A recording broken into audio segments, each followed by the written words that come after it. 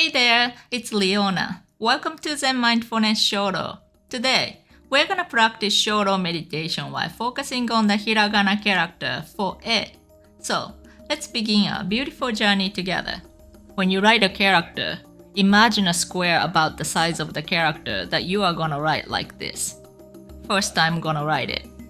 Then I'm gonna explain the points and tips for writing the character beautifully in detail.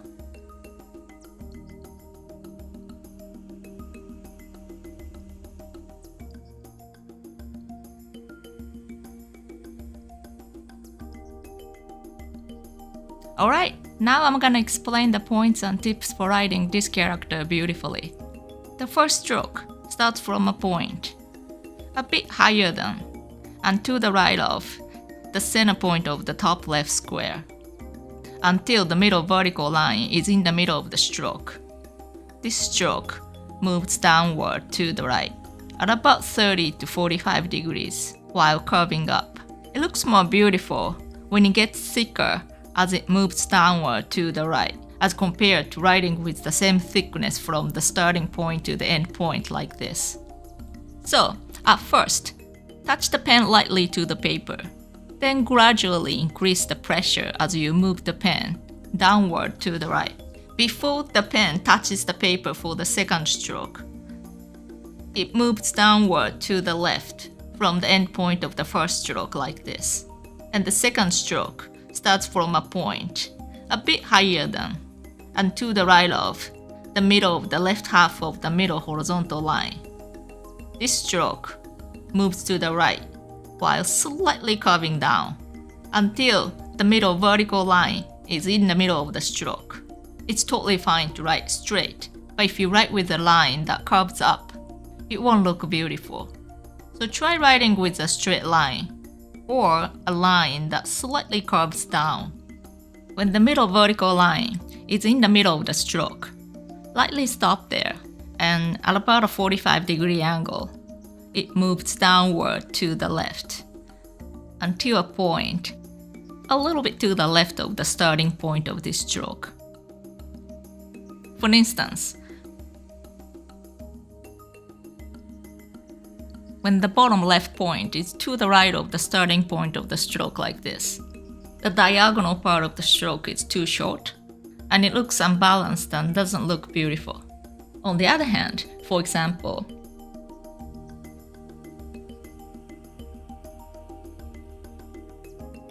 when the bottom left point is too far from the starting point of the stroke, the diagonal part of the stroke is too long. So aim for a point a little bit to the left of the starting point of the second stroke.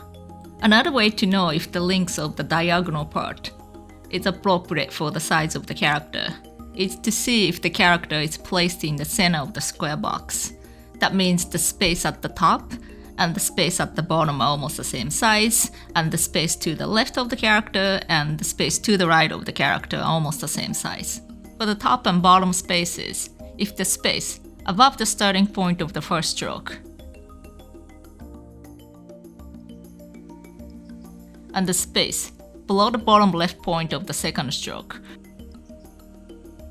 are almost the same size, the character is in the center of the square box and looks balanced and beautiful. When it comes to the point, it traces halfway back the diagonal part of the stroke and moves upward to the right. Then it turns down and moves straight down, tracing the middle vertical line until the same height as the bottom left point.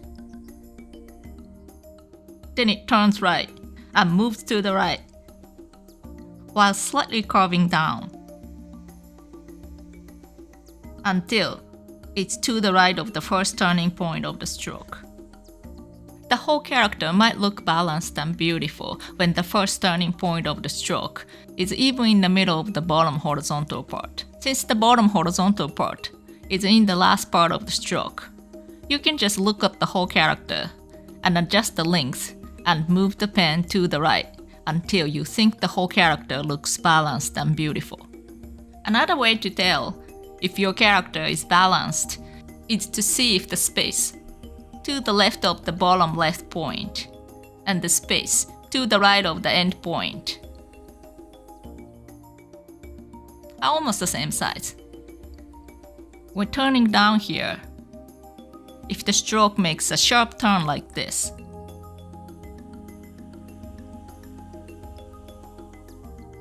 the beauty of the curves that are unique to hiragana won't be well expressed. On the other hand, if it makes a round turn like this, the character might look cuter, but also childish. So, I recommend that you write the turning point with the sharpness somewhere between these two. It's not too pointy, like the example on the left, and it's not too round, like the example on the right. Then the character will look like it's written by an experienced Japanese calligrapher. The same thing applies when making a turn here. If you make a sharp turn like this, you won't be able to express the beauty of curves unique to hiragana characters. But if you make a round turn like this, it won't look beautiful. So try to make a turn here with the sharpness of between these two. Not too pointy like the example on the left, and not too round like the example on the right. If the stroke makes a turn with the sharpness between these two, not too sharp and not too round, you can better express the beauty of hiragana. When the stroke turns right here, for instance, if it makes a turn at a point higher than the bottom left point like this, that means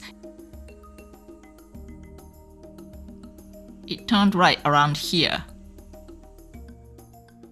It won't look balanced and beautiful.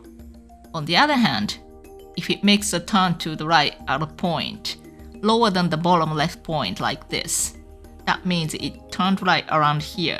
It won't look balanced and beautiful either. So try to make a turn to the right at about the same height as the bottom left point.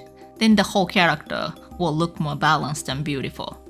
The last point is that, for example, if the bottom horizontal part is not flat and moves downward to the right like this, or it moves upward to the right like this, the character won't look stable and balanced. When it moves upward to the right just a little bit, it looks fine. But if the upward movement is too steep like this, because this flat bottom part is the one that looks like it's holding the entire character, when it's not flat like this, it'll look like only these 2 points at the bottom are holding the entire character. Therefore, it looks unstable and unbalanced. So try to write the bottom horizontal part either flat or slightly upward direction. Hiragana character E has many points to keep in mind, so it's a difficult character to write beautifully. Oh, I forgot about talking about the length of the bottom horizontal part. For instance, if you write like this, it's obviously too long. And if you write like this, it's obviously too short, right? So the end point should be to the right of the first turning point of this stroke. Or it should be almost the same length as the bottom vertical part before making a turn to the right. Or slightly longer than that.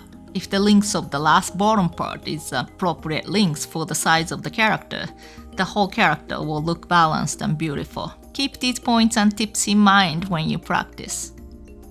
The key points for writing hiragana characters, as explained in the video, are concisely summarized in this book in a similar manner. The book allows you 3 pages to practice each character. It can be purchased on Amazon. See the link in the description. I'm gonna practice 1 page of this workbook this time, but you're welcome to practice as much as you want. If you're practicing with a pen, I recommend that you place a few pieces of paper under the page that you're writing on, so that the ink doesn't bleed onto the page under it. Alright, let's get started.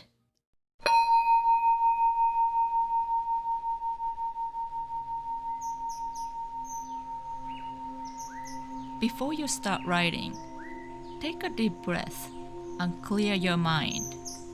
Slowly breathe in as much air as you can through your nose, and exhale all the negative emotions that you've been holding until this moment through your mouth. When you're mentally ready to write, you can start writing. Check the starting point, end point, the angle of the stroke, and the direction of the curve. After that, without hesitation, aim for the end point and move the pen smoothly. Try to write much slower than you normally write, putting your heart and soul into each stroke. However, if you move the pen too slowly, the lines will become shaky.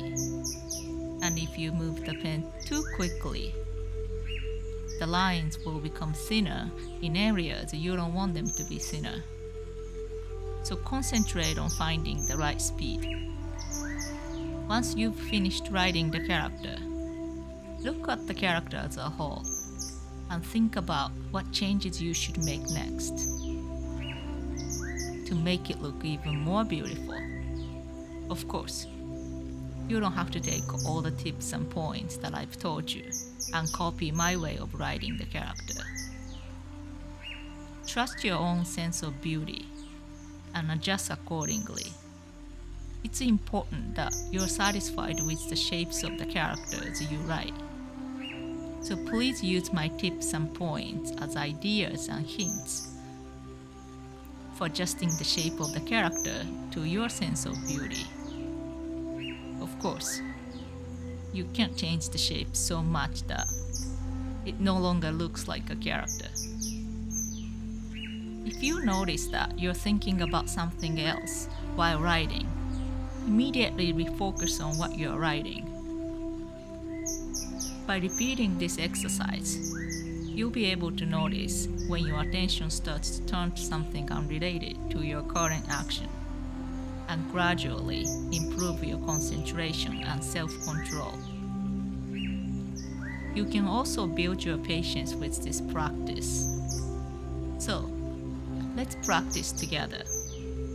It's just natural that we're unable to create perfectly satisfying strokes every time. Instead of blaming yourself for not being able to make the strokes that you want, try praising yourself for taking on difficult challenges. On this channel, I not only share tips and points for writing Japanese characters beautifully in English and Japanese, but also practice Zen Mindfulness Shodo meditation that focuses all of our attention on the present moment. If you want to learn how to write other characters, or if you want to keep practicing Zen Mindfulness Shodo meditation with me, please subscribe to my channel and click the bell mark so you get a notification as soon as I upload a new video. If you liked this video, or if you thought the information was useful, please hit the thumbs up button. Alright, let's learn and practice together again in my next video, or in my next English video. Thank you for watching.